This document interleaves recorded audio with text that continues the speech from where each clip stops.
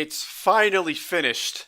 From a $35 eBay bid and an affordable low-profile GPU added to the mix, came my $225 champion, the console killer, the resurrected knight, the refurbished beast, Trident, my 5th gaming PC build and the most affordable out of the remaining 4 in my lineup. Hear his name and tremble. If you want a game on the cheap from saved up money, then an OEM upgrade might be the perfect first steps towards PC gaming for you. Old hardware is getting tossed out every single day, and with enough looking, you are sure to find your warrior against even the most modern games. Let's go!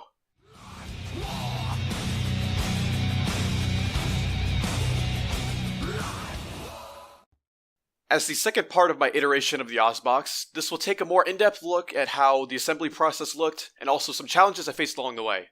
Let's briefly run down the components, and allow me to once again give you a rundown on how I gathered all the parts for my system. As Oz mentioned in his original video, almost anyone can build a similar system to this, and get some killer gaming done on a system that costs much less than the next generation of gaming consoles that are underway. From the original system combo I found online, I was able to snag a PSU, motherboard, original Pentium 2, and an OEM CPU cooler, so pretty much half of the work was already done for me. The system holds up pretty well performance-wise even today, so there wasn't very much that had to be done for this gaming setup. What I did replace was the CPU and went with an Intel Core 2 Quad Q9550 in the Pentium 2's place, adding an additional 2 processing cores, making multitasking possible. The original 4GB of DDR3 was given a friend to help carry the CPU alongside with an additional stick, and of course, I added the very affordable and honestly very fun-sized GTX 1050 Ti as the captain of the vessel. Great performance is expected to be had from NVIDIA's 10th generation Pascal architecture, and I'm fairly certain that's what we're going to find here today. I'm very excited to get into the results. Everything I purchased for the system was from eBay, and I will provide a link to the system and Oz's list of possible system upgrade components in the video description in case you want to kill orcs, vampires, trolls, and anything else with a system similar to Trident. It's more than worth a look. Now, with regards to difficulties I faced during the upgrade part of Trident's rebirth, the only challenge I had to work around for a while was the clearance issue I found between the CPU cooler and the 1050 Ti. The bottom left leg of the CPU cooler simply would not allow the GPU to sit properly in the PCIe slot, no matter what I initially tried. If you have this style of CPU cooler in your system, there is an easy fix which you can do if you decide to upgrade the CPU beforehand. Either way, if you choose to upgrade or not, in case the CPU cooler isn't completely circular or box-shaped symmetrically, try turning the cooler so that the shorter side is facing where the GPU is trying to be mounted. This gave me enough clearance to simply slip the leg in, tighten the screw, and install the GPU, turning it into an easy solution I was hoping for. Just remember to add a new layer of thermal paste onto the CPU in case it's been more than about a year since the last layer was added to help with thermals. Anyways, you didn't come here for basic specs and knowledge. You came here to find out how a PC like Trident performs in-game most likely, right? Well, if that is the case, I included a mix between some popular games along with some that put the maximum amount of stress on the GPU, so you can get a rough idea of how the 1050 Ti may work for you. Just try and keep your expectations within reason. You're using an LGA socket 775 CPU, so that could translate to a little bit of lost possible performance sometimes. Slight bottleneck, but nothing too major to stress over, I assure you. If you heed my slight warning, you're sure to find that this is, in fact, an excellent beast of a system for the small amount of money you're putting into it.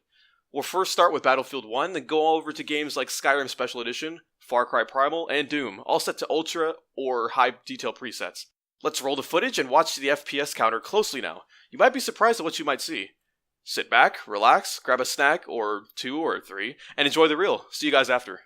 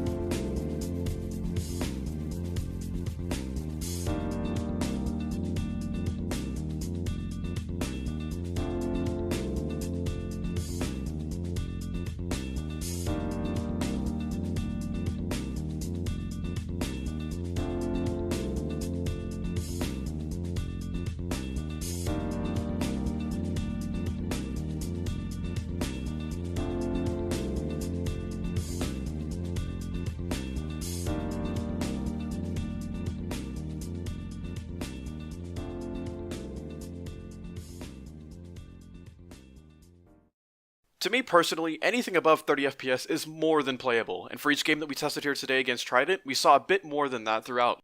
The amount of horsepower that you can expect out of generally dated hardware you might find in grandma's basement or at a local computer junkyard can produce some great modern PC gaming, and I'm especially proud of how something like Trident can match against even my main system. There are limitations when it comes to using older components, and the parts that you make up your PC aren't guaranteed to last too long, but if your budget is cheap and your patience is thin, or if you simply want to look for gaming away from traditional console platforms, then there is bound to be something enjoyable and worthwhile in this idea. Links to all the parts will once again be in the video description. If you found this video useful, please share it and hit the like button for more budget-safe PC builds I will be covering on this channel in the near future. If it helps someone, then I've done my job well. Thanks so much for watching and subscribing. I'm Rowan Hardwares, and have a fantastic day, night, or what have you. Peace and blessings.